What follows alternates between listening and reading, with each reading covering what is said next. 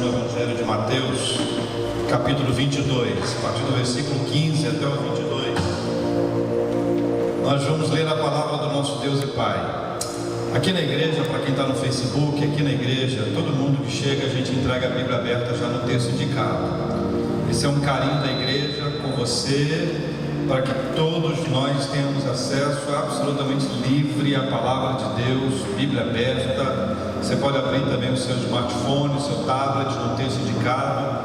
A gente continua numa série, o que desejaríamos que Jesus nunca tivesse dito. São textos difíceis de colocar em prática, textos que a gente olha para ele e pede a Deus misericórdia para que a gente venha colocar em prática. Uma série de 4 mensagens.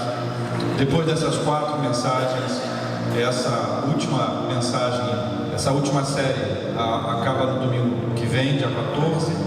A gente está falando aqui, está gravando também, então a gente está no dia 7 de outubro, termina no dia 14 de outubro e depois a gente começa uma nova série, que a Bíblia não diz isso. Uma série de afirmações que existem por aí e que a Bíblia não diz isso, mas as pessoas acham que está na Bíblia. E nós vamos discutir esses assuntos, vai ser bastante interessante a partir do domingo, dia 28, com a graça do nosso Deus e Pai. E hoje, Evangelho de Mateus, capítulo 22, versículos 15 a 22, pastor Marcelo e eu vamos conversar com você sobre esse assunto. Então, retirando-se os fariseus, consultaram entre si como surpreenderiam em alguma palavra.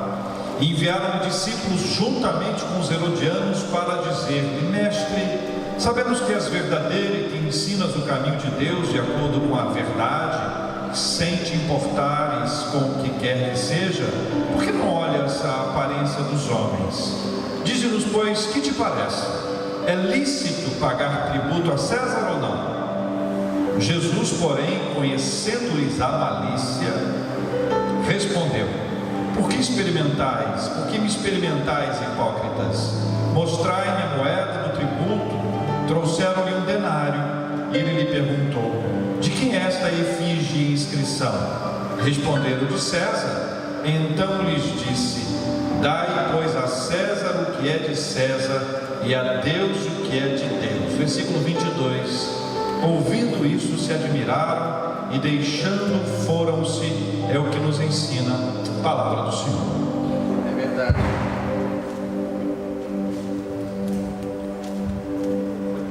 Foi. Ok.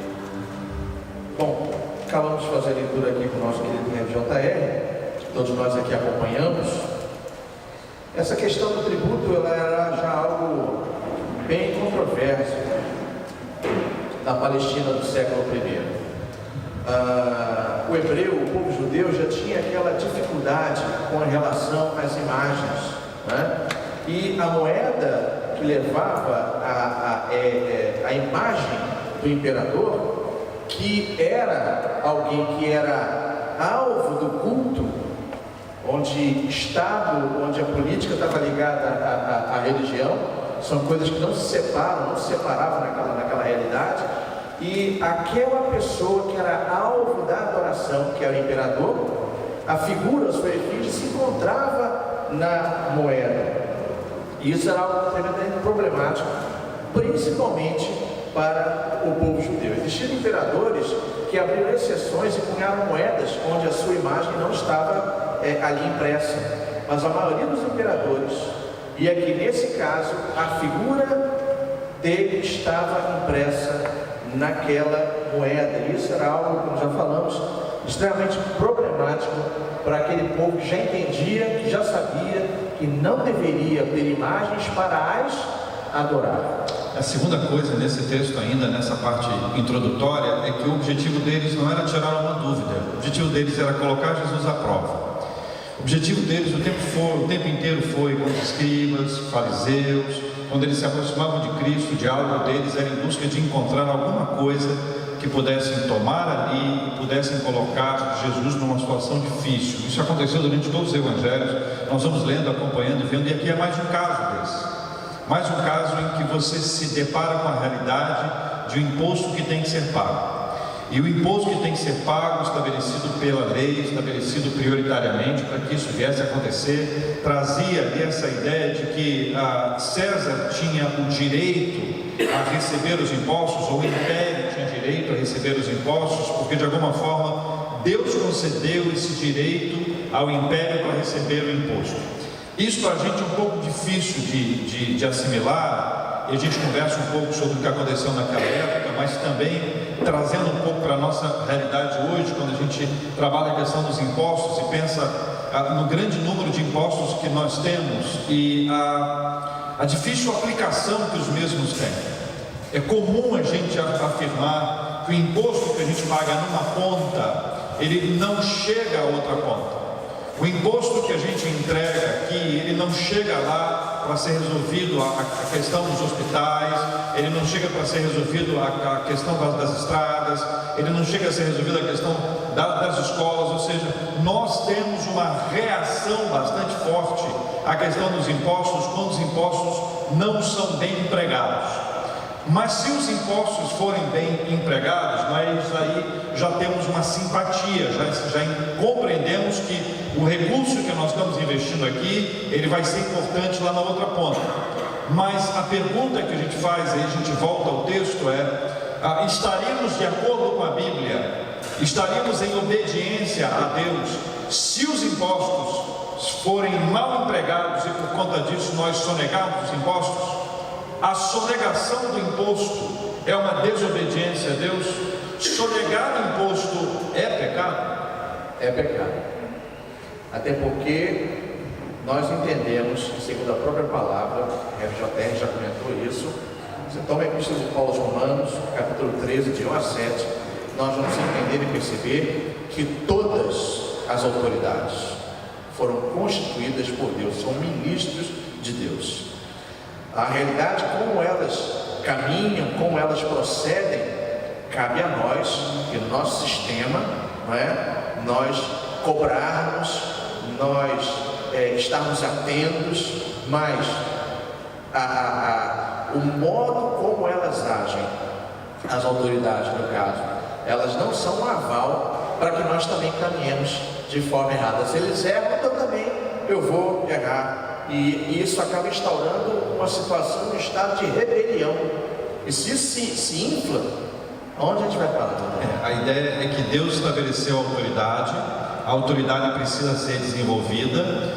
Cabe a nós, no nosso caso brasileiro, eleger bem essas autoridades, mas sobretudo acompanharmos e fiscalizarmos isso. Mas no contexto de Israel, no contexto do texto onde nós aqui estamos, existiam aquelas pessoas, aquela área de atuação que trabalhava especificamente para a cobrança desses impostos. Na Bíblia nós temos pelo menos 2 nomes, são super importantes, conhecidos, e que a gente trabalha muito bem com esses nomes, lembrando que eles eram coletores de impostos. Alguém pode me ajudar? Um desses nomes? Um desses nomes. Mateus era um desses coletores de impostos que a Bíblia diz no Evangelho de Mateus, no capítulo 9, versículo 9, que Jesus, passando na coletoria, chamou Mateus para ser seu discípulo. Mateus era um daqueles que estava com a responsabilidade de cobrar impostos. E nós temos pelo menos 2 tipos na Bíblia de publicanos, 2 tipos de cobradores de impostos. Esse que estava na ponta, que estava ali em contato com as pessoas, que se assentava numa coletoria, sentava num lugar onde ele recebia esses impostos, como também existia a figura do maioral, aquele que tinha uma responsabilidade macro. Este, por exemplo, é representado na Bíblia pela figura de Zaqueu, com quem Jesus vai jantar. Jesus vai ter um encontro na casa dele, uma experiência maravilhosa em Jericó. E é importante a gente lembrar que Jericó era uma das cidades com grande avanço na cobrança de impostos. Havia naquela região, para as pessoas entrarem e saírem de lá, os pedágios, que não é uma coisa nova. A gente tem pedágios nas estradas, a gente tem esse tipo de acesso, eles já tinham isso lá. Para chegar à cidade, era uma cidade que tinha uma grande produção, uma série de coisas, mas tinha muito perfume, também tinha muitos remédios. Eles, para sair ou para entrar, pagavam esses impostos quando passavam nesses pedágios. Logo, quando Jesus Cristo estabelece esse milagre da conversão na vida de Zaqueu, ele está confrontando tudo aquilo que as pessoas podiam imaginar de saudável, de razoável. Não era razoável que alguém que estivesse ganhando a vida, cobrando impostos dos outros, pudesse ter um encontro com Cristo. É como se nós elegêssemos as pessoas que merecem ou não. E aí nessa eleição a gente pudesse estabelecer que um criminoso é muito ruim, muito mal, este não merece ser salvo, mas aquela pessoa, gente boa, gente amiga, que a gente gosta, que a gente conhece, essa sim merece ser salva. Cristo estabelece no cristianismo, o Evangelho anuncia para nós que o critério não é humano, é divino. Deus salva a quem Ele quiser, inclusive alguém que vivia da coleta dos impostos. Alguém que era considerado até pela nação como um traidor, não é? E como o JR já disse, foi assim com Zaqueu, foi assim com Mateus e tem sido assim com muita gente. Deus recebe a adoração de um povo que carrega a sua imagem, indo para uma outra esfera. Quando a Bíblia nos diz em Gênesis capítulo 1, versículo 26, façamos pois o homem a sua imagem e semelhança, nós vamos caminhando na palavra de Deus e compreendendo que o ideal de Deus, o modelo de Deus está ali estabelecido. Nós caminhamos para vivermos a imagem do Senhor, e o povo de Deus carrega essa imagem na adoração, como adoradores do Senhor. Perfeito. Quanto a esse quesito, a gente entende que a imagem que é imputada ao homem, ao ser humano, e principalmente antes do que nós chamamos de queda, os atributos comunicáveis, segundo a nossa teologia reformada entende, foram, a própria palavra já diz, comunicadas, transferidas ao homem: justiça, bondade, amor. E quando a criação, quando a criatura, quando o homem e a mulher, dotados dessa imagem, exercem em meio à criação esses atributos, eles estão revelando a imagem de Deus diante da criação, diante do seu semelhante, diante de todos aqueles que estão à sua volta, no exercício do amor, no exercício da bondade, da benignidade. Então assim, quando nós agimos e quando nós caminhamos desta forma, e você pode pensar, poxa, mas a nossa imagem foi rasurada depois da queda, a nossa imagem ela foi fragmentada depois da queda. Mas em Cristo, esta imagem está sendo o quê? Segundo nós entendemos, segundo a própria Bíblia revela, esta imagem está sendo o quê? Reconfigurada. Os caquinhos estão sendo colados de novo e colados de uma nova forma. Então, nessa realidade, sendo tratados por Cristo, sendo curados pelo Espírito Santo, dia após dia, nós podemos hoje também revelar ao mundo a imagem do Senhor. Ou seja, esta é uma forma de também dar tributo, uma das formas, não é somente essa, mas é uma das formas de nós também dar a Deus o que é de Deus, devolvendo e revelando ao mundo essa imagem que foi impressa em nós através do nosso estilo de vida, do nosso comportamento, das nossas palavras, segundo os ditames das Escrituras Sagradas. A gente pode então, reverendo, afirmar que o mundo vai conhecer a imagem de Deus através do que a igreja faz, do que os cristãos fazem? Exatamente. Então, com certeza. Nessa lógica, quando o Senhor estabelece aí, por exemplo, a questão da bondade, e a gente sabe que Deus é bom, né? Deus é bom, Deus é bom. A gente até fala essa frase do filme Deus Não Está Morto, como é que é? Deus é bom o tempo todo. Deus é bom o tempo todo, Deus é bom. A bondade é divina. A Bíblia diz que bondade e misericórdia me seguirão todos os dias da minha vida. E a pergunta que eu faço a você é: nós somos bons? Nós somos bons? A nossa bondade é alguma coisa que a gente pode afirmar? Ou a nossa bondade ela é relativa? Ela depende, ela é parcial, ela é falsa, no aspecto de que ela não é verdadeira o tempo inteiro. Quando a gente cria algum tipo de condição para expressar a bondade, nós estamos expressando a nossa falibilidade. e é bom a gente lembrar disso. Deus é bom, esse é um atributo de Deus. Quando nós somos de alguma forma bons, nós estamos refletindo a bondade divina. Nós somos imperfeitos e na nossa imperfeição nós não conseguimos expressar a bondade de Deus como ela é. Nós expressamos uma bondade parcial e nós precisamos aprender a refletir a bondade de Deus para que o mundo conheça e perceba a imagem de Deus através da nossa imagem.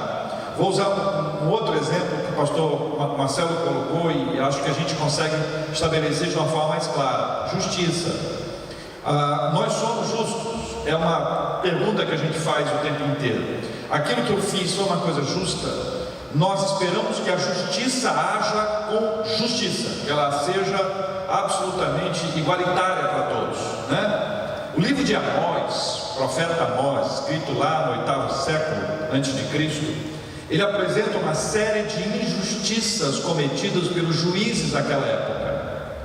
Ele diz que as pessoas eram julgadas por um par de chinelo, um par de sandália. O direito era comprado.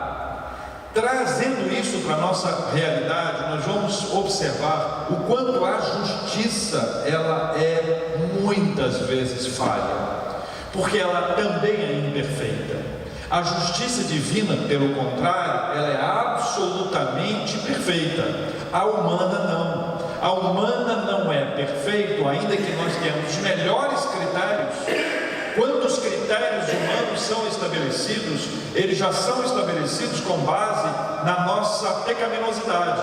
Então, é como um indivíduo que não tem uma visão adequada. Eu uso óculos desde os 10 anos. Estou vendo vocês aqui muito bem, mas eu não enxergo tão bem quanto alguém que não precisa usar óculos. A minha deficiência visual, ainda que pequena, ela me impede de ver perfeitamente.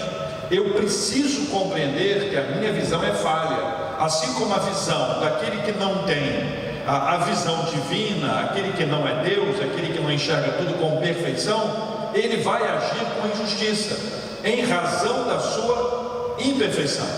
Ou seja, à medida que a gente traz isso para a nossa realidade, à medida que a gente aplica isso para a nossa vida, nós vamos nos deparar com uma dificuldade de expressar, seja bondade, ou seja, justiça por conta da nossa pecaminosidade.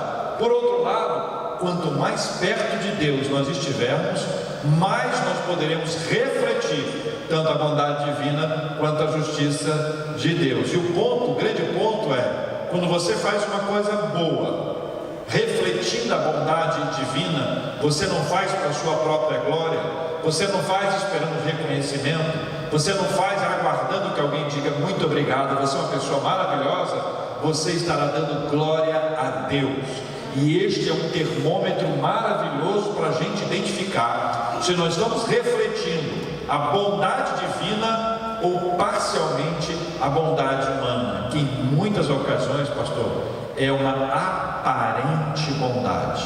Parece bom, parece justo, mas é só para sair bem na fotografia. Só para sair bem na fita. Na fita. Né? E aí a gente volta a um ponto que nós já conversamos aqui, sobre a quem nós escolhemos fazer o bem.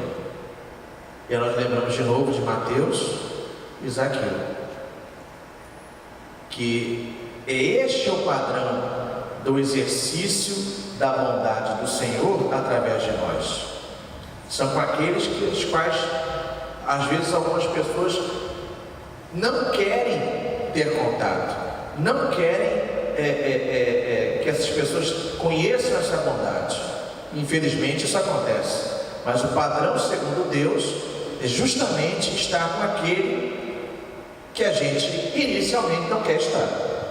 Inicialmente nós não queremos estar, mas se nós passarmos a revelar não a bondade segundo os nossos conceitos, segundo as nossas convicções, mas a bondade segundo Deus, nós estaremos, tomando a palavra Rev JR, glorificando e devolvendo a sua imagem, a imagem de Deus que está nos céus. Então a gente não escolhe as pessoas a quem nós vamos abençoar, a gente abençoa. A gente abençoa. A gente não escolhe se deve pagar os impostos ou não. A gente paga. É justo? É justo? Pagar os impostos é justo? É justo, mas é justo receber a cobrança de impostos que a gente recebe? Não é justo. A gente sofre com um grande número de impostos, mas se a Bíblia diz que a gente deve ser, enquanto cidadão desta terra, se a gente deve ser honesto, se a gente deve agir como a justiça, se a gente deve agir regularmente, isso para nós, ainda que seja um impacto financeiro bastante grande, generoso, ainda assim nós devemos agir.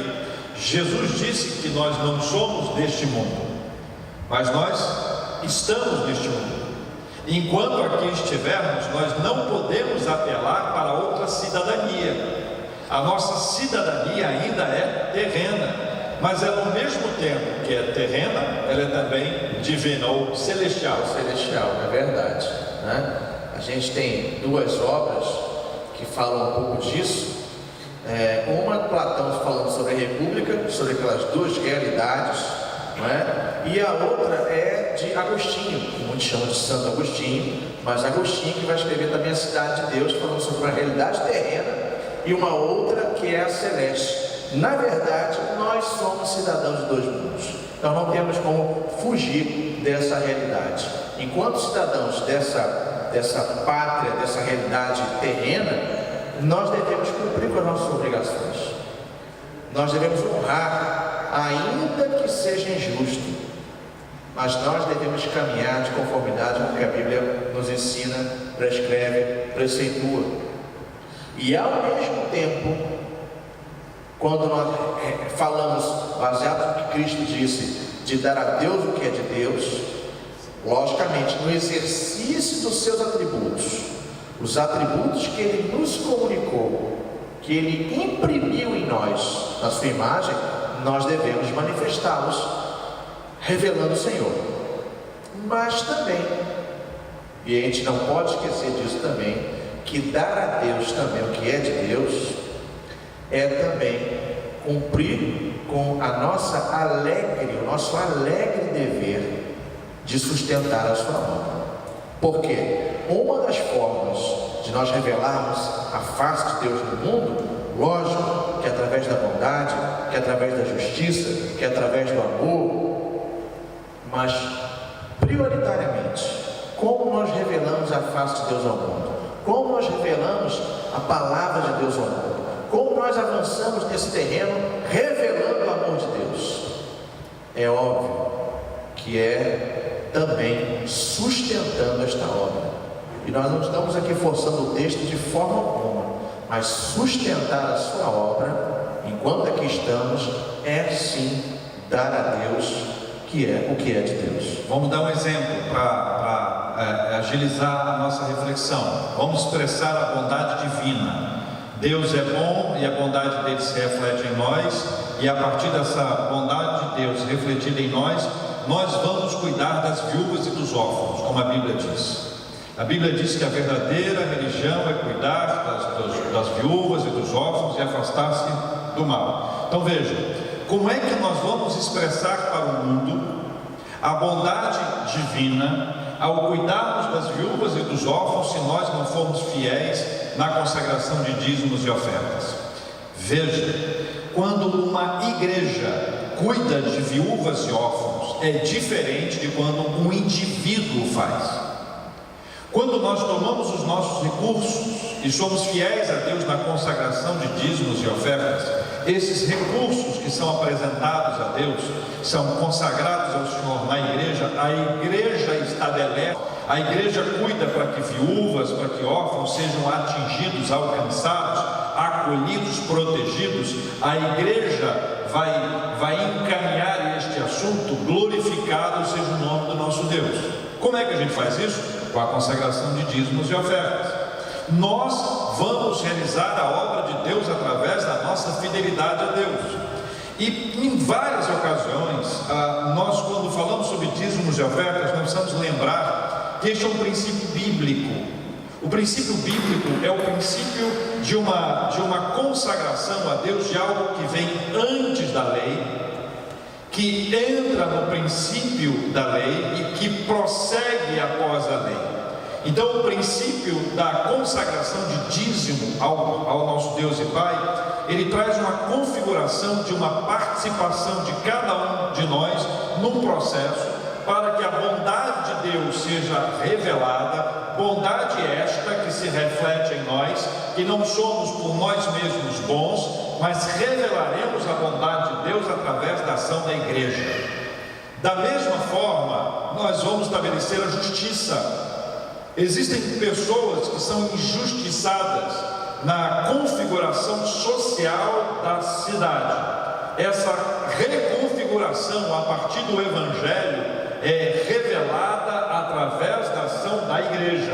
A igreja vai proclamar isso de uma forma clara, a partir do que ensina as Escrituras, revelando, mais uma vez, refletindo a justiça divina, para que o nome do Senhor seja glorificado e a obra dele seja realizada. Perfeito. E é dessa forma mesmo. Nesse ponto em que nós devolvemos a Deus o que é de Deus, revelando o seu amor, revelando a sua bondade, revelando a sua justiça, cumprindo com, eu não gostaria de usar a palavra obrigação, porque não é uma obrigação. Até dever, às vezes se torna uma palavra mal entendida, mas é uma livre expressão de gratidão quando nós devolvemos a Deus o que é de Deus. Neste amor, no serviço aos necessitados, às viúvas, cuidando de abrigos, todas essas coisas, onde o dinheiro, os dízimos, as ofertas, todo tipo de contribuição é usado, ainda insisto num ponto, de que como novos cidadãos da terra, mas como novos cidadãos dos céus, vão nascer através justamente do nosso ato de gratidão para com Deus no serviço, na sua obra. Porque eu insisto, JR, caminhamos fielmente, nos dedicamos a Deus fielmente, os nossos recursos, na verdade, com aquela parte do recurso que nós sabemos que é do Senhor, a palavra é pregada, vidas são alcançadas, a família da fé cresce e novos cidadãos dos céus adentram essa nova realidade. Eu dou um exemplo pessoal que vai ilustrar. Quando eu fui alcançado pelo Evangelho, foi através da vida de um pregador, um pastor chamado Nélio Quaresma, que foi pregar esse Evangelho na cidade de Cachoeiro Itapemirim, no interior do Espírito Santo. Quando ele pregou o Evangelho lá, o Espírito Santo usou, e o Espírito Santo cuidou de mim para que eu pudesse receber aquela palavra, e eu fui convertido pelo Espírito Santo através da vida dele. A pergunta que eu faço hoje, eu não tenho resposta: quem pagou a passagem dele? Quem pagou o curso dele? Quem o ajudou para que ele pudesse se formar, se tornar um pregador e pudesse receber um convite, e o convite fosse feito, ele tomasse um ônibus, um carro, não sei, e pudesse ir até lá e pregasse o Evangelho? Quem o acolheu em casa para que ele pudesse jantar, tomar um banho, um lanche, se hospedar? Quem fez isso? Alguém fez isso. A igreja que o convidou, eu sei. O Evangelho foi anunciado para mim, especificamente, tendo aqui uma experiência pessoal, através do investimento de alguém, de alguma igreja, na obra de Deus que aconteceu ali. E exatamente quando a gente investe na obra de Deus, a mensagem do Senhor é pregada, é multiplicada. Essa igreja está aqui nesse espaço físico, no Clube Ginásio Português, na Barra, porque a igreja assumiu as despesas de aluguel desse espaço. E as despesas de aluguel desse espaço são pagas com a consagração de dízimos e ofertas. A proclamação da palavra do Senhor é fruto da nossa fidelidade dentro da perspectiva de dar a Deus o que é de Deus. Curiosamente, nessa área nós somos muito tentados.